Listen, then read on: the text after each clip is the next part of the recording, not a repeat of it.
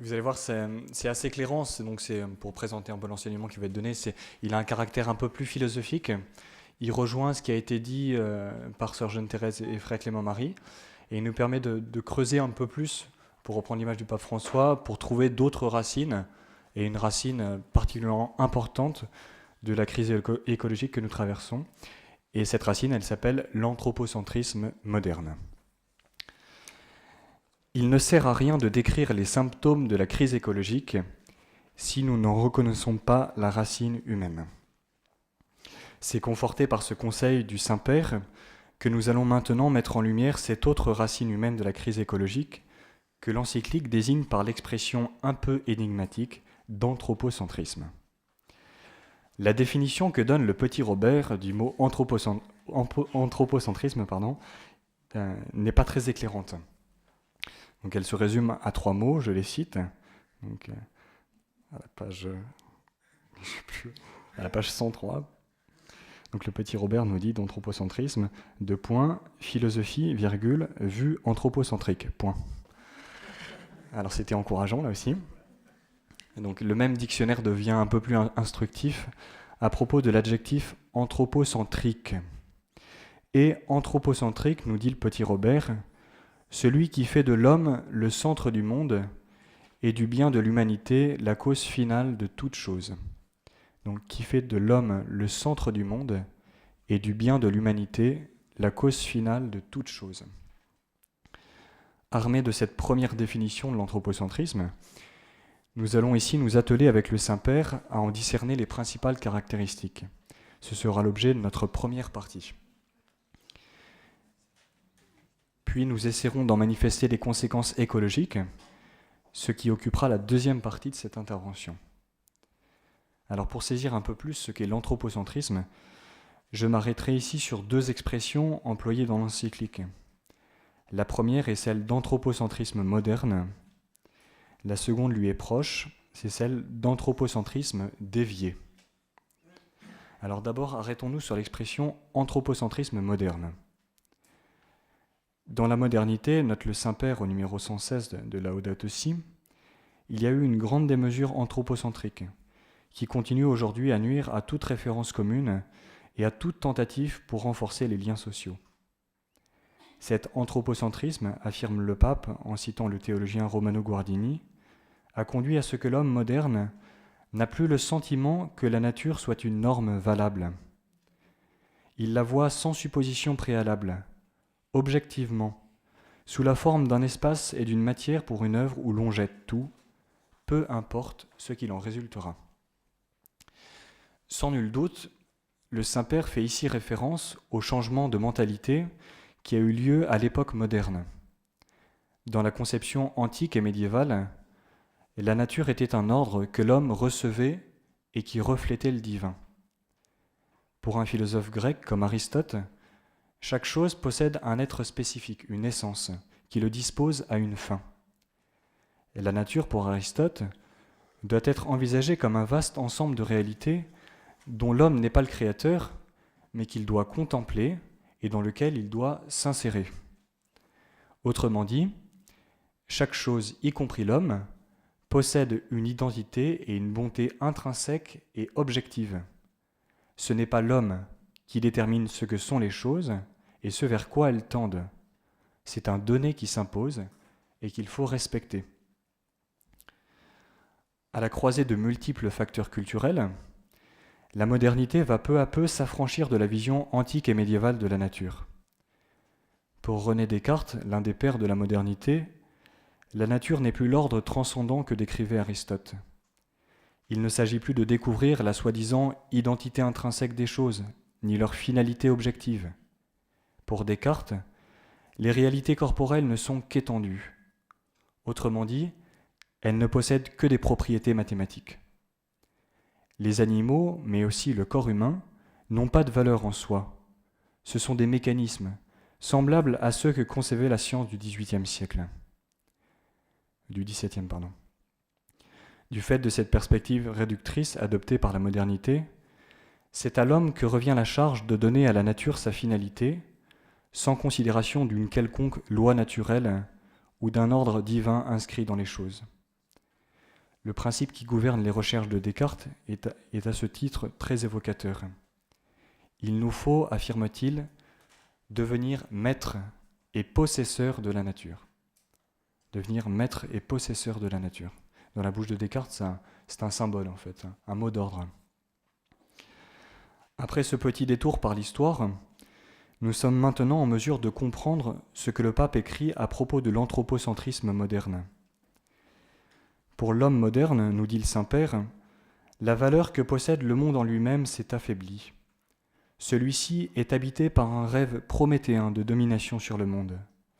L'être humain se déclare autonome par rapport à la réalité. Dans un texte lumineux de la Commission théologique internationale publié en 2009, nous trouvons résumé en peu de mots le bouleversement dénoncé par le pape François. Alors je cite ce texte.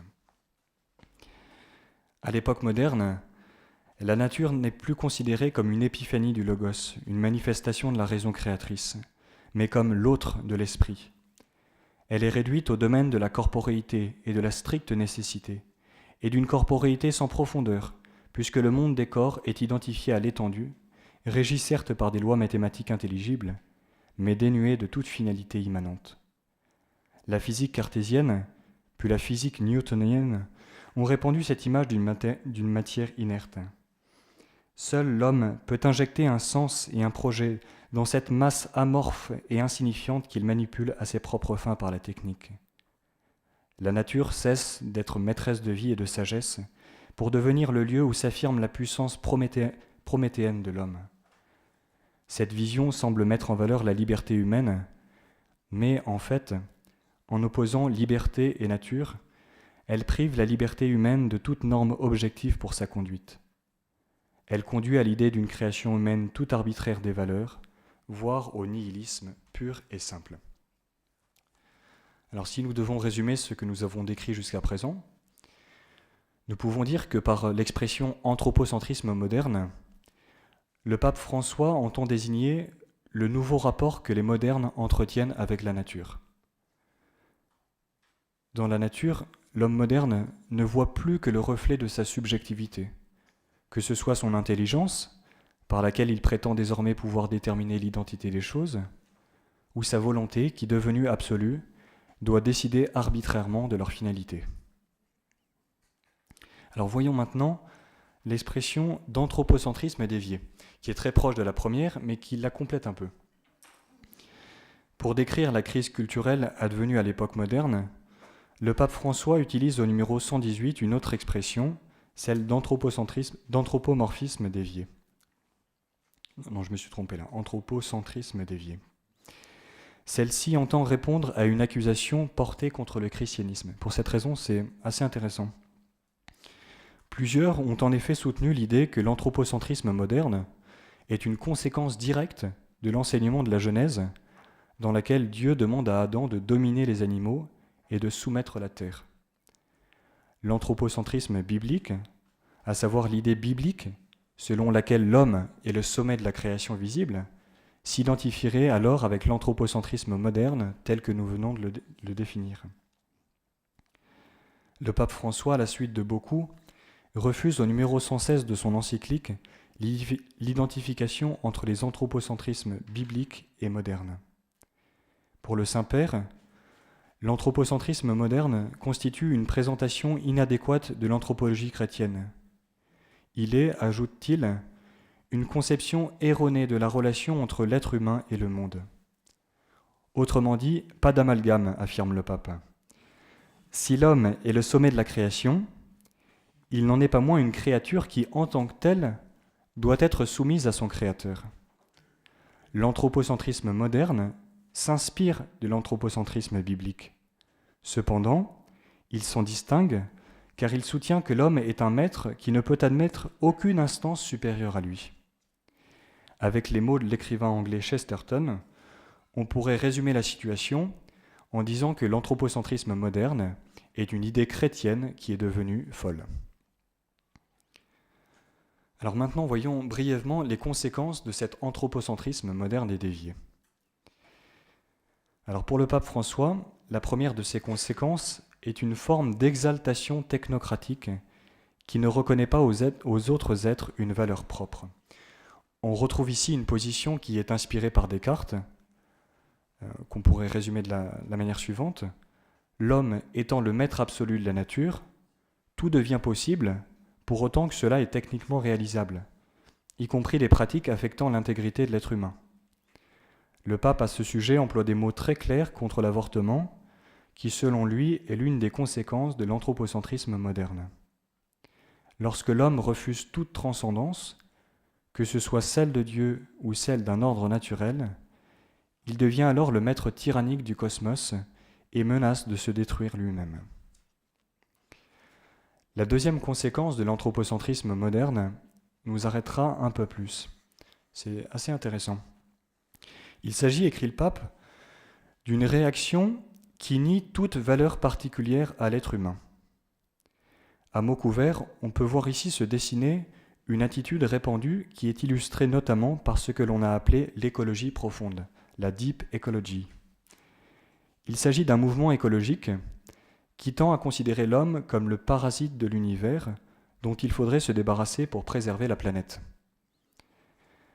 Pour certains adeptes de l'écologie profonde, il convient en effet de lutter avec force contre le développement de l'espèce humaine, voire de l'éradiquer purement et simplement.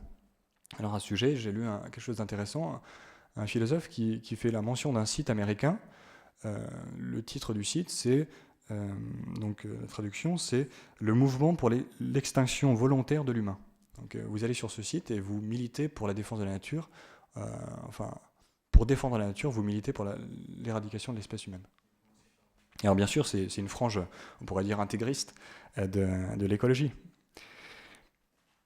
Pour certains, donc, à des degrés divers, beaucoup de mouvements écologiques, donc plus modérés, adoptent cette vision écologique et tendent à faire de la nature biologique un absolu et de l'homme un être naturel comme les autres, voire pire que les autres, puisqu'il est le plus destructeur de tous.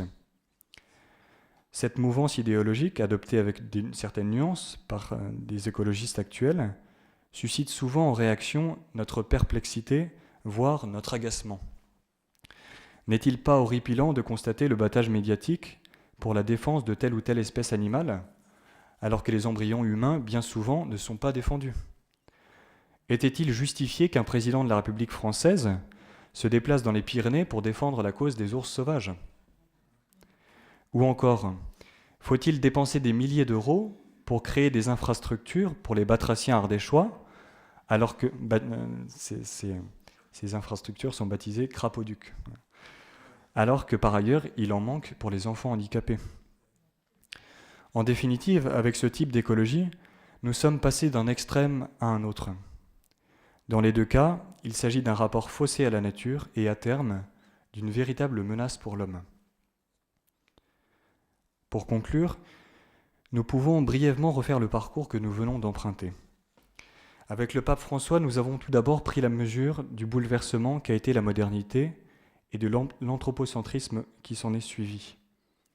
Devenu une sorte d'absolu qui veut prendre la place du Créateur, l'homme moderne voit dans l'asservissement de la nature le symbole de sa dignité. Je serai homme seulement dans la mesure où j'aurai réduit la nature à n'être qu'un instrument. Terribles sont pourtant les conséquences écologiques de cette perversion de la pensée biblique. La première d'entre elles est la crise écologique que nous traversons, qui, à terme, menace de détruire l'humanité.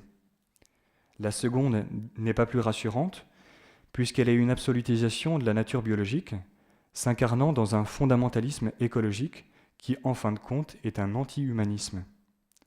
Comment éviter ces deux écueils ? Comment respecter la nature tout en soutenant que l'homme en est le maître ? La réponse à ces questions sera donnée demain matin, après une nuit bien méritée.